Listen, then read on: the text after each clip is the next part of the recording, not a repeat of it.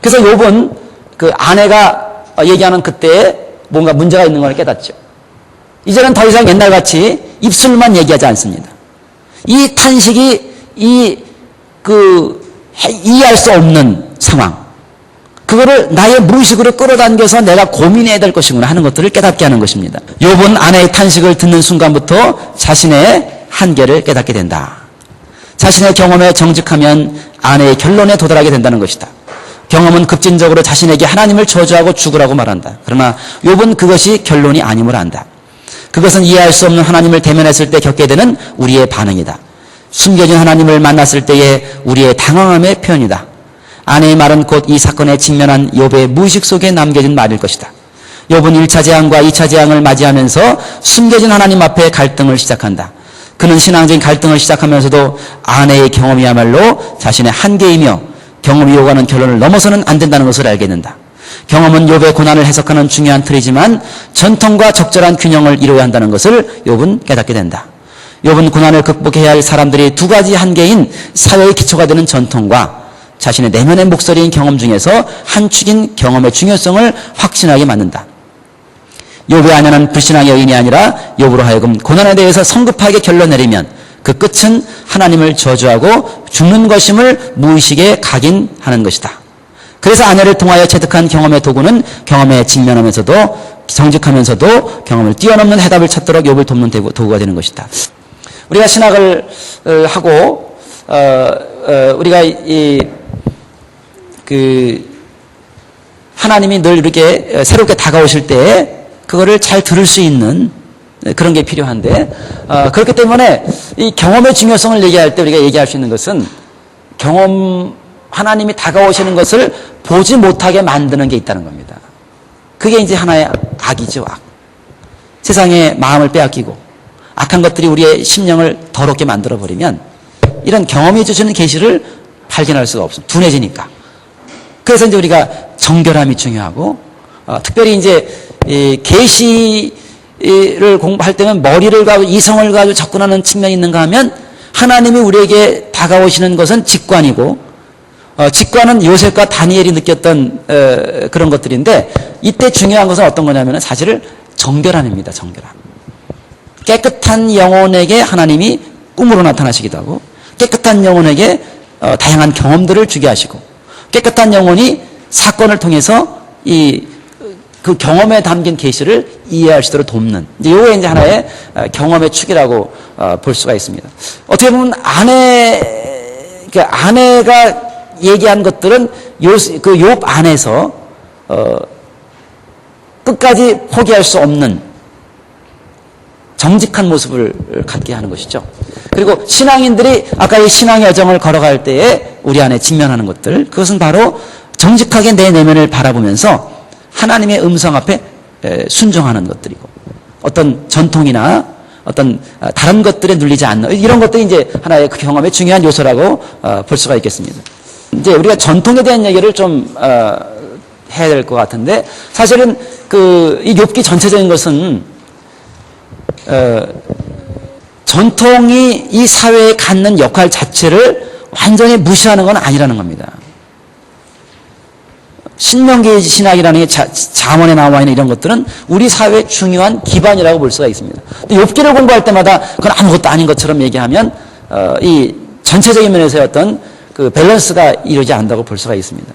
전통은 어떤 거냐면요, 오늘만, 어제까지 나를 비롯해 이 사회가 하나님을 만난 경험들, 하나님이 다가오신 모든 경험들의 집합체라고 볼 수가 있습니다. 그리고 그것들은 오늘 살아가는 80-90% 이상의 우리의 신앙을 하나의 기준이 된다고 볼 수가 있습니다. 그것이 전부는 아니지만 중요한 그 역할을 하고 있다, 이렇게 볼 수가 있습니다. 여기 전통을 얘기할 때 우리는 여기에 둘로 나눌 수 있는데, 욥의 친구들의 이야기를 나눌 수 있고, 그 다음에 엘리후까지 연결할 수가 있습니다. 엘리후까지 넘어가면 그 욥의 이야기의 확장이다, 이렇게 볼 수가 있겠습니다. 신앙의 여정에서 경험만 강조한다면 과거의 규범이 사라지고 매번 새로운 경험에 근거한 규범들이 제시되므로 사회는 혼란에 빠질 것이다. 전통이란 이미 우리들의 선조들과 우리들이 서 있는 터전이다. 욥과 친구들의 대화를 통해서 우리는 전통의 가능성과 한계를 확인해야 된다. 욥과 친구들은 대화에 들어간다. 욥을 찾아온 친구들은 친구라기보다는 넓은 의미에서 당대의 지혜를 가르치는 학자들로서 친구의 곤경을 위로하기 위하여 찾아왔다. 욥과 친구들의 대화는 전적으로 욥에게 닥친 고난을 해석하려는 시도이다. 욥과 친구들은 모두 당대의 신명기 신학에 지배하는 사회에 살고 있었다. 신명기 신학과 지혜전승의 공통점은 의인이 복을 받고 악인이 화를 받는다는 인과응보의 원리에 지배되어 있는 사회였다. 아직 이 사회에서 인과응보의 원리가 도전받은 적은 없었다. 욥 자신도 자신이 고난을 받기 전까지는 친구들처럼 인과응보가 지배하는 전통을 신봉하고 있었다. 그러나 아래 표에서 보는 것처럼 욥은 인과응보가 적용되지 않는 경우가 있음을 발견했다. 그러니까 욥조차도 이런 고난을 받지 않았으면 그 친구들처럼 살아갈 운명이었거든요. 이제 고난은 대단히 운명적이죠. 그러니까 욥기는 고난에 닥치지 않으면 사실은 읽을 수 없는 책입니다. 1장에서 하나님이 사단의 말을 들어서 욥을 붙여라. 그 하나님의 허가를 도대체 맨정신으로 이해할 수 없거든요. 3장부터 읽을 수 있죠. 성경 욥기는. 3장에 고난받고 탄식하는 사람들을 접했을 때 비로소 읽을 수 있는데 고난받지 않은 사람은 사실 욥기는 여가로 읽을 수가 없는 책입니다. 고난을 당한 사람들이 읽어나가는 그런 책이라고 볼 수가 있습니다. 그러면서 이제 욥의 이야기를 한마디로 요약하면은 그 욥에게 닥친 고난을 가지고 전통적인 지혜를 가지고 한번 이해해 보려고 하는 시도입니다. 이거 어떻게 해석을 시도하는 것이죠. 왜냐하면 잠언에 보면은 인간의 여러 가지 경험들을 가지고 해석했거든요. 하나님 어떤 사건을 주시고 그걸 해석하게 만들고 이런 식으로 그 경험들을 다 쌓았기 때문에 그 전통을 보기만 하면 우리가 닥친 모든 경험들을 해석할 수 있는 그런 위치에 있는 게 이제 잠언입니다. 잠언은 여호와를 경외하기만 하면 하나님 모든 지혜를 우리에게 주시는 거예요. 그 지혜의 더미를 이제 잠언에서 모아놨거든요. 그리고 지금까지는 그것만 쫓아가면은 이해할 수가 있어요. 그런데 이 고난의 문제를 닥쳤을 때에 기존의 전통만 가지고는 이해할 수 없는, 그래서 그 이해를 시도하는 작업들이라고 볼 수가 있습니다. 그 제가 표를 거기다가 의인과 악인을 이렇게 썼거든요. 의인은 복을 받고 악인은 화를 받아요. 그런데 이상한 것은 뭐냐면 그 욥이 분명히 의인임에도 불구하고 거기에 화를 받았다는 것이죠. 그 다음에 또 욥이 보니까 악인인데도 복을 받고 최소한 인과응보의 원리가 적용되지 않는 것을 깨닫게 되는 것입니다. 그래서 이 욥이 발견한 건 뭐냐면 다시 한번 잠깐만 뭐 칠판 표만 한번 다시 한번 그려본다면 그러니까 이런 식으로 이해를 하면 좋을 것 같습니다. 저는 공대를 나왔기 때문에 표를 좋아합니다. 하나님의 방법, 아까 우리가 좋으신 하나님이라는 말을 썼는데 인과응보라고 하는 법칙은 우리들이 삶을 통해 체득한 것들은 아주 중요한 삶의 원리이긴 하지만은 하나님을 이해하는 대단히 부분적인 거라는 것이죠. 그래서 우리는 인과응보, 여러분 인과응보를 가만히 보시면은요, 우리가 의를 행하면 복을 주시고 악을 행하면 벌을 주시고, 여러분 가만히 생각해 보세요. 의를 행하든지 악을 행하든지 행함의 주체는 인간이거든요. 인과응보라고 하는 틀 밑바닥에는요, 인간의 눈으로 보는 관점이 있는 겁니다. 그래서 서구신학이 사실은 인과응보라는 이 틀 안에서 강조되고 있다고 볼 수 있는데, 이거의 한계는 하나님의 거룩함, 하나님의 신비, 이런 것들이 담고 있지 않습니다. 그런 것들이 이 바깥에 있는 것들이거든요. 그러니까 자기가 인과응보의 눈으로 봤을 때 철저하게 의인의 입장이 있다고 해서 하나님의 모든 세계를 내가 커버할 수 있고 이해되지 못하는 부분들을 하나님의 이 감춰진 세계까지 내가 알고 있다고 하는 그런 교만을 내려놓아야 되거든요. 근데 욥기는 어떻게 하냐면 친구들은 요거 가지고 모든 걸 설명할 수 있다고 하는 교만을 가지고 있는 것이고 그 한계를 깨는 그런 작업들이라고 볼 수가 있겠습니다. 그래서 이 인과응보가 적용되지 않는 그런 것들을 바라보면서 욥은 이 바깥의 세계까지를 이제 이해하는 그런 거라고 볼 수가 있습니다. 그 친구들은 계속적으로 욥이 고난을 당하는, 화를 당하는 장면을 가지고 친구들은 너는 악인이기 때문에 그렇다.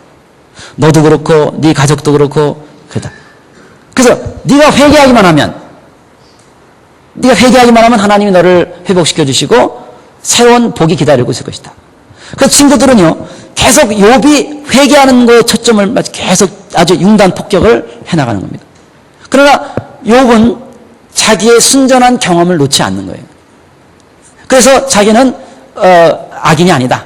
그러면서 의인임에도 불구하고 내가 화를 받는다. 이런 것들을 계속 견지하는 그 평행선 얘기가 이제 계속 진행되고 있다고 볼 수가 있겠습니다. 대화를 우리가 크게 한번 구조를 본다면 세 번의 대화가 이제 나타나게 되죠. 그래서 3장에서 욥이 자기의 생애를 저주하는 것은 하나님에 대한 저주가 아니라 이해되지 않는 하나님에 대한 절망에 대한 표시라고 볼 수가 있겠고요. 그리고 이제 거기에 엘리바스가 얘기하면 욥이 얘기하고 또 다시 빌닷이 받고 욥이 받고 이렇게 그 세 명을 1대1로 계속 그 욥이 얘기하는 것이죠. 그래서 한 번 끝나고 두 번 끝나고 세 번 끝나고 이런 식으로 반복이 되면서 이 고난의 문제를 얘기를 합니다. 그래서 전반적인 특징은 그 친구들은 욥의 사건을 그들이 그동안 알고 있던 인과응보라는 틀을 가지고 해석하려고 시도를 하고 너희 죄도 그것 때문이고 네 가족들도 네 자녀들도 그래서 죽은 것이고 네가 지금 살아남은 것은 그래도 은혜를 받은 것이니까 회개하면 다시 네가 회복될 것이다. 이런 식의 강조를 하는 것이라 볼 수 있습니다. 그러니까 지금까지 알고 있던 전통 자체는 정말 하나님의 역사이고 하나님의 말씀이지만 알맞지 않은 상황에서 강조됐을 때에 그것이 하나의 독처럼 나타난다고 이제 볼 수가 있겠습니다.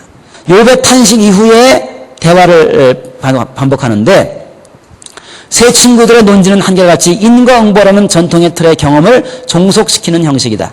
하나님의 새로운 계시를 향해 열린 마음이었고 이미 알고 있던 전통으로 무장한다. 처음 화자인 엘리바스는 인과응보의 논리를 전개하는데 주제가 뭐냐면 죄 있는 자는 망한다. 망한 자는 다 죄졌다. 이렇게 얘기합니다. 그리고 그것은 뭐냐면 하나님으로부터 들은 음성이다. 이렇게 강조하고 있죠. 그러니까 오늘날에 우리가 이제 그 90% 이상은 인과응보 맞지만은 그 5% 내지 10%에 해당되는 사람들, 죄를 짓지 않았지만 화가 있는 것. 예를 들어 전도서 같은 경우는 그렇게 합니다. 잠언 같은 경우는 이 사회 자체가 열심히 땀 흘린 사람이 복을 받는 그런 사회입니다. 그거를 하기 위해서 나라와 정부가 철저한 경찰 제도를 해가지고 인과응보의 교리가 실현될 수 있도록 돕는 거죠. 땀 흘린 사람이 거둬들일 수 있는 그게 잠언인데 잠언은 다윗과 솔로몬 시대라고는 전제합니다. 그것들을. 근데 전도서로 넘어가면 어떤 거냐면 이거는 정치가들이 자기 사리사욕을 주니까 열심히 일한 사람이 이제 복을 얻지 못하고 일 안 한 사람이 많은 걸 얻어가고 이렇게 사회가 완전히 뒤죽박죽이 되는 그런 사회는 전도서와 같은 그런 사회라고 볼 수가 있죠.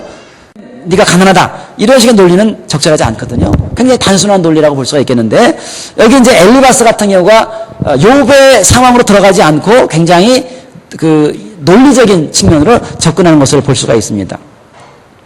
그 두 번째 마지막 패러그래프에도 계속 나오는 겁니다. 17절 보면은 인간이 하나님보다 깨끗하냐? 그러면서 계속 욥을 공격하는 것이죠. 거기 셋째 절 보세요. 죄 지을 만큼 인간이 연약하다는 것과 실제 인간이 죄를 지어 회개가 필요한 존재라는 것은 차이가 있다. 엘리바스는 인간이 하나님보다 의롭지 않다는 원리로 욥이 죄인임을 증명하는 잘못을 범하고 있다. 엘리바스는 같은 방법으로 존재론적인 인간의 필요성을 근거로 욥이 죄인임을 고백하기를 강요한다. 사람이 무엇이 간데 깨끗하겠느냐? 여인에게서 난 자가 무엇이 간데 의롭겠느냐? 그러면서 계속 강조하고 욥에게 요구하는 것은 회개하라. 이런 것들이라고 볼 수가 있죠. 거기 보세요. 사실상 욥이 자신의 죄악에 대해서 회개할 것을 전제하고 있는 진술이다. 회개하면 인과응보 법칙에 따라 하나님의 복이 임할 것을 강조한다. 이 모든 것은 욥과 욥의 가족들의 죄를 지었기 때문에 망한 것을 전제하고 있기 때문에 욥이 받아들일 수 없는 것이다. 신명기상은 정말 죄를 지은 자가 회개하기만 하면 돌아갈 길이 있다는 회복의 메시지를 준다는 면에서 가치 있는 신학이지만 욥의 경우에는 고난의 원인에 대한 어설픈 해석으로 인해서 고난받는 당사자를 좌절시키는 해석인 것이다. 그래서 고난에도 계속 비슷한 논리입니다. 그래서 자녀들의 멸망도 죄 때문이다. 또 세 번째 줄, 계속되는 욥의 거절을 듣고 소발은 하나님의 벌이 욥이 받은 벌에 비하면 오히려 경한 것이라고 강조한다. 친구들은 인과응보의 교리를 반복하면서 죄 지은 욥의 운명에 대해서 언급하고 불의를 버리고 빨리 회개할 것을 촉구한다. 반복되는 친구들의 논리는 대화를 통해 더욱 발전하는 것이 아니라 같은 논리만 반복하면서 욥의 고난에 대한 해석에 있어서 신학의 빈곤함을 입증한다. 이게 이제 문제입니다. 우리가 고난이라고 하는 하나님의 계시를 해석할 때 끊임없이 대화를 통해서 서로가 대화가 오가면서 이거에 대한 해석으로 넘어가야 되는데 친구들은 계속 똑같은 얘기를 반복하고 있어요. 무슨 얘기냐면은 대화를 하다 보니까 친구들의 대화가 막히는 거예요. 계속 똑같은 얘기를 하다 보니까 욥의 얘기를 듣지를 않아요. 듣지 않고 일방적으로 얘기만 하는 거예요.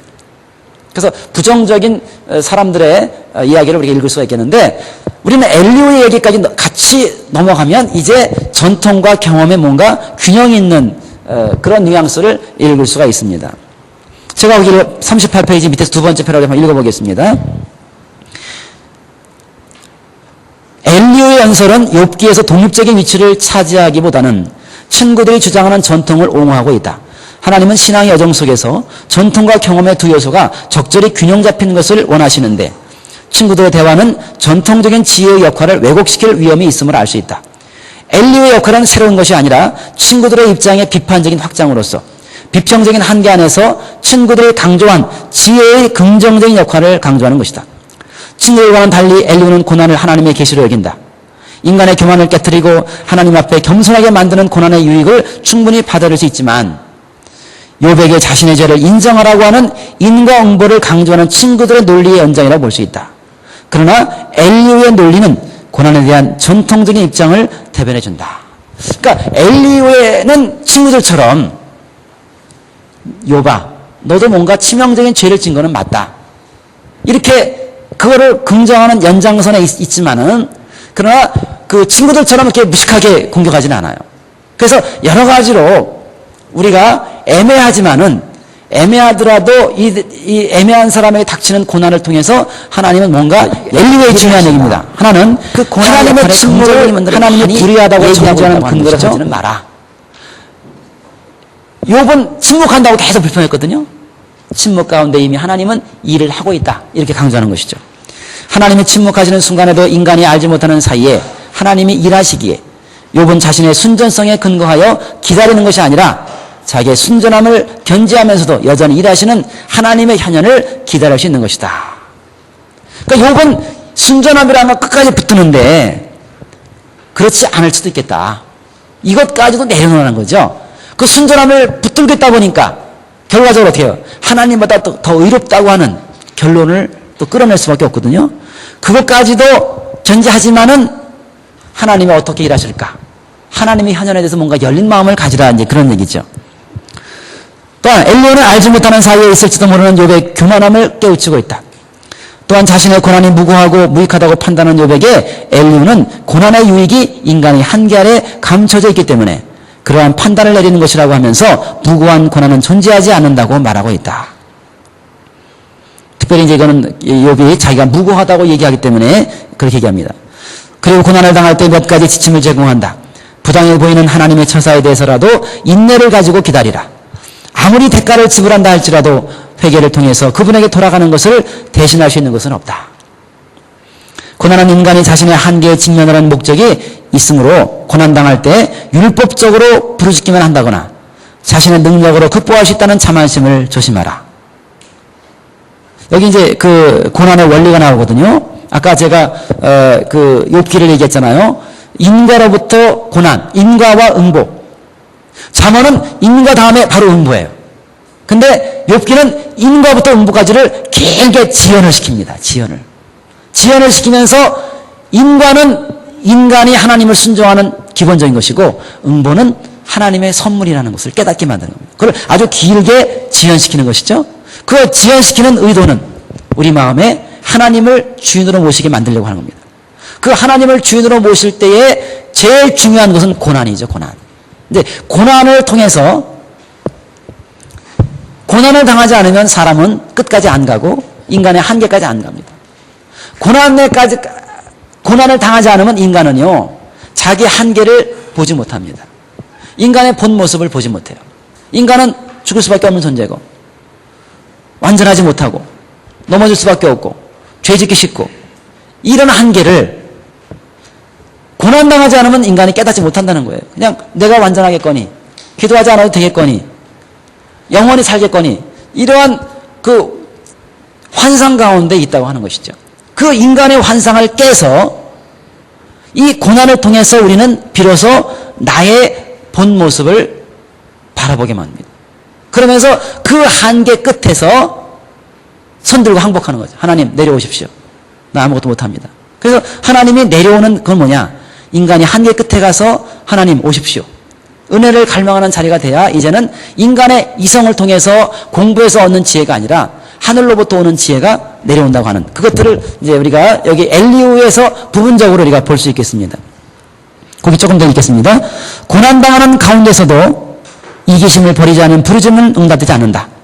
고난이 어렵다고 죽음을 부르지도 말고 일시적인 도피처를 찾지도 말고 오직 하나님을 마지막 해답으로 알고 그분을 의지하여 고난을 극복하려고 노력해야 한다. 그리하여 엘리후는 욥으로 하여금 고난이라는 경험을 폭넓게 해석하도록 돕고 37장을 통해서 38장 이후에 나올 하나님의 현현을 준비하도록 돕는다. 그러나 신앙의 여정에서 엘리후의 역할은 여전히 전통의 한계에 머물러 있는 것이다. 그러니까 엘리후는 고난을 유익을 얘기하지만 엘리후의 말 자체가 하나님의 현현을 대신할 수 있는 건 아니거든요.